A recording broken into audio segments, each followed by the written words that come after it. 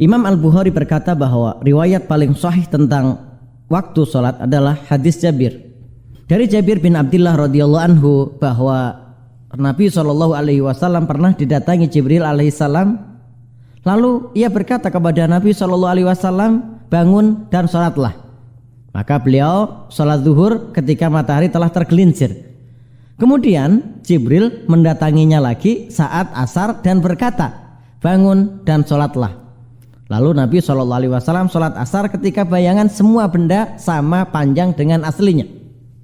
Kemudian Jibril mendatangi lagi saat maghrib dan berkata, bangun dan sholatlah.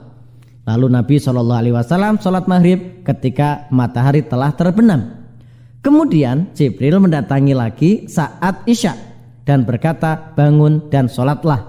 Lalu beliau sholat isya ketika merah senja telah hilang.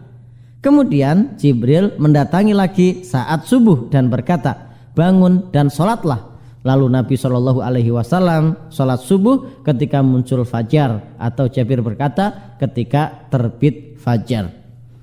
Keesokan harinya Jibril kembali mendatangi Nabi SAW saat zuhur dan berkata, bangun dan sholatlah. Lalu beliau sholat zuhur ketika bayangan semua benda sama panjang dengan aslinya. Kemudian dia mendatangi saat asar dan berkata, bangun dan sholatlah. Lalu beliau sholat asar ketika panjang bayangan semua benda 2 kali panjang aslinya. Kemudian dia mendatanginya saat maghrib pada waktu yang sama dengan yang kemarin dan tidak berubah. Kemudian dia mendatanginya saat isya ketika pertengahan malam telah berlalu, atau Jibril mengatakan sepertiga malam. Lalu beliau sholat isya. Kemudian Jibril mendatangi Nabi SAW saat hari sudah sangat terang dan berkata, bangun dan sholatlah. Lalu beliau sholat subuh, kemudian berkata, di antara 2 waktu tersebut adalah waktu sholat. Hadis riwayat Ahmad, An-Nasai dan Sunan At-Tirmidzi. Kesimpulannya, pertama, zuhur waktunya dari tergelincirnya matahari hingga bayangan semua benda sama panjang dengan aslinya. 2. Asar waktunya dari saat bayangan semua benda sama panjang dengan aslinya hingga terbenamnya matahari.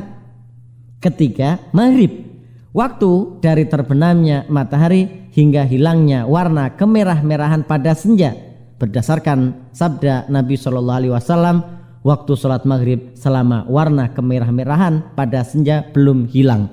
Hadis riwayat Muslim, Abi Daud dan An-Nasai. 4. Isya waktunya dari hilangnya merah senja hingga pertengahan malam, berdasarkan sabda Nabi SAW, waktu sholat isya hingga pertengahan malam. 5. Subuh waktunya dari terbit fajar hingga terbit matahari, berdasarkan sabda Nabi SAW, waktu sholat subhi min tulu'il fajri malam tatlu isyamsu, waktu sholat subuh dari terbitnya fajar hingga sebelum matahari terbit. Hadis riwayat Muslim, Abi Daud dan An-Nasai. Kalimatan habibatan illa ar-Rahman